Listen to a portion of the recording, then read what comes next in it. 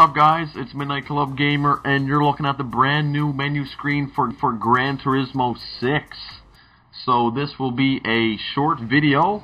John and I will be talking about, is it worth your time to pick up Gran Turismo 6 with your cold hard cash? That is right. Today is the 6th, and it marks the day of the release of Gran Turismo 6, actually. Oh, I didn't even realize it did that. Yeah, kind of weird, eh? I realized it on the 6th. Wow. Anyway, and our wait between 5 and 6 was definitely a lot shorter than 4 to 5, that's for sure. And honestly, it shows in the gameplay, obviously. I mean, you can't do a lot to a game in the amount of time they had, even though they had almost, what, 3 years, was it, Everett?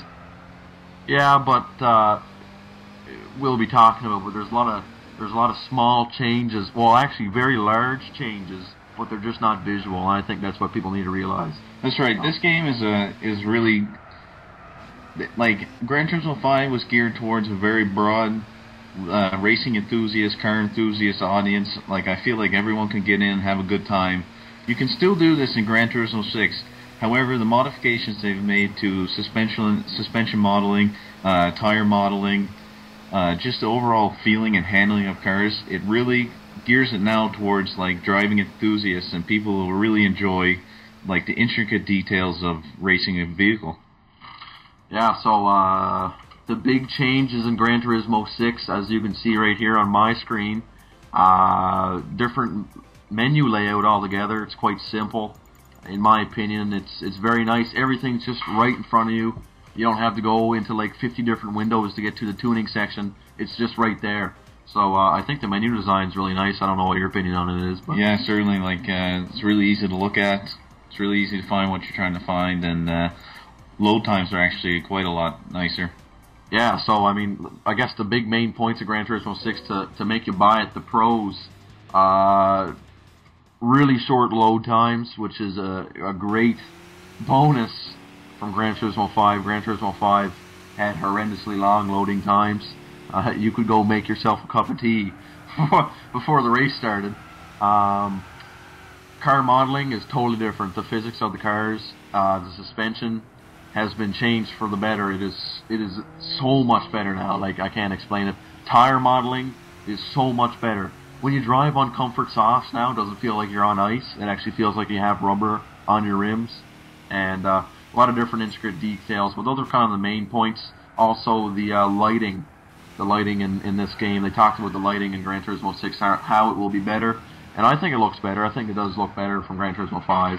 So I think those are the main points. I don't think I missed anything. Yeah, those really, yeah, you touched on main points there. And honestly, if you're going to pick up this game and play it with your DualShock controller, I think you're going to be a disappointed customer, because you can't really tell the difference. You can't really tell the difference through your controller, because the only thing you'll notice coming from a GT5 base will be new tracks, slightly new lighting, and the graphics are pretty much on par, like almost no change in visual detail.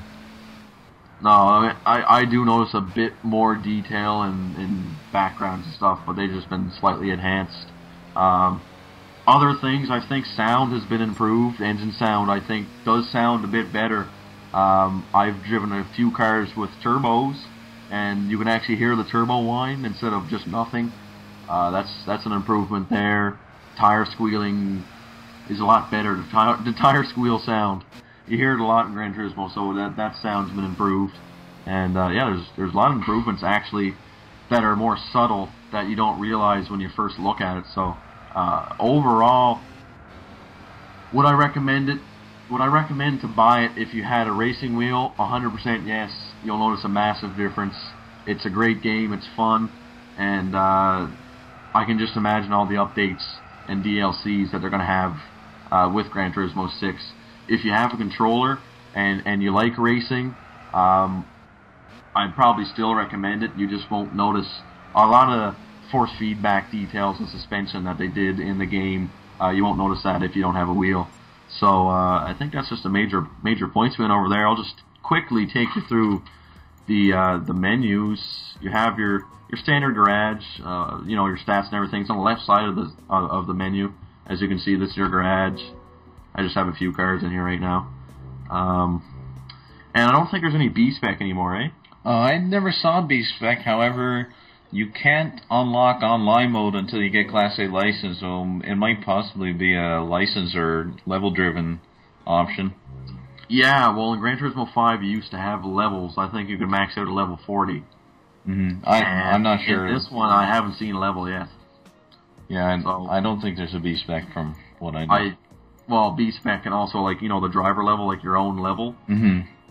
I think they did away with that as well, because if I go in the novice here, it says final test for novice National B license. So it just goes by licenses again, like Gran Turismo 5 did.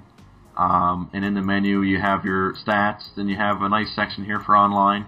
So you have your standard lobby, which is probably your lobby, I'd say, yes. For online lobbies. Seasonal events, we all love seasonal events. They give you big money, hopefully, when you can get to that. So if you click on it right now, it says you need to earn your National A license, which I'm getting pretty close to. Then you have your arcade mode, single player, multiplayer, which the multiplayer is probably online. Then this is your career mode. Career mode is pretty much similar to Gran Turismo 5. They introduced a few different things. It's set up a bit differently, as you can see, but you can see the National B has plenty of races. I'll just go into on the Japanese 90 Challenge. You see there's a lot of races there. So, yeah, no, career mode's pretty long, and I'm assuming that Super Class S there's endurance like it always has been. But as you can see on the right-hand side, you have mission races, coffee break challenge, and one make races. They're just something to change it up from the standard career mode. Mission races are just like 1v1 Nissan GTR, like they'll give you the car. Coffee break challenges are just like knocking down cones, and one make races are, you know, same car. So that's pretty much all that's different for career mode. Not much different there. The dealership, there's no premium or standard cars anymore. They're all just together in one. But you can tell it's pretty obvious the cars that are standard. Like, I like it how they set it up like that, though, eh? I do. I enjoy them all being in the same spot. Although it kind of takes that collector feel out of finding like rare cars in the used car lot. But yeah, it's kind of cool to have them all there as well. But it's nice because when you buy a car, it gives you a check mark. As you can see on this Ford Fit here. Ford Fit. Good lord. Honda Fit. Has a check mark, so like if you buy the cars, they're all just in the dealership, you can see which ones you bought. Whereas the UCL just kept popping up over and over again. So I think it's better, so you can see all the cars. There's a ton of different brands. So that's recommended cars. It just recommends a car. Vision GT. These are concept cars that Gran Turismo was designed with the companies, I think. So Mercedes-Benz is already released. It's the Mercedes-Benz AMG VGT, which means Vision Gran Turismo. You can see it there, and they give you a movie there, which is great. If you get the game, watch the movie. It's pretty cool. And there's all these different ones that'll come later. If you click on Mitsubishi, it just shows you a little sketch, but that's about it. So that's that menu screen. Tuning and maintenance. Finally, Gran Turismo has included braking upgrades. This is literally huge. This is a big thing for Gran Turismo. It's a breakthrough.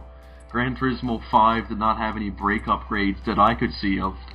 Just brake bias. Yeah, you could change your brake bias, but that's it. But this one actually has brake upgrades, so larger disc, larger calipers, which is great. So, and I really think this comes down to the fact that what I was mentioning earlier, this game's geared towards people who are good drivers and want to get the experience of real driving, because anyone who's a true driving enthusiast knows that maybe the first upgrade you do to a track car is new brakes. It shaves more time off your laps than maybe an extra 20 horsepower would. Yeah. So I think they're also gearing it a little bit towards like modifying now as well. Like the modifying section, you can get a bunch of different wings for the Eclipse here, and this is just a standard car. With premium cars, you can get lips, and it shows in the picture there like headlight covers, and there's even a fog light rack for trucks. So I think they're really gearing it towards more modifying, and you can see you can actually get different style rims now, or different size, sorry. So an inch up 1 or inch up 2. So you can put like 19s on this Eclipse. See how big those are? And then if you just go inch up 1, I think it's smaller. Yeah, so they're a bit smaller. So yeah, they're really gearing it toward more customizing, which is great. and I think the brakes ties into. I like tuning like lower end cars like Hondas. So when you got up to like 500 horse with a Honda and the brakes suck, you lose all worth of the car. So, and then the rest is just photo travel and special events, and that's pretty much Gran Turismo in a nutshell. This video has gone on pretty long already, so in the next video, if you guys want, put down in the comments below and tell us what kind of gameplay you'd like to see. I'm going to post up some gameplay of Gran Turismo 6 because the physics is pretty good and it does look better, and it's, yeah, it's just a great game. So would I recommend buying it? Yes. I think John would say the same. I say the same. I'd totally recommend it. Right on. So hopefully we see you guys on Gran Turismo 6 and GT6 and Battlefield 4 videos coming at you steady and hot. So we'll see you guys later. It's been a pleasure. Talk soon. Peace.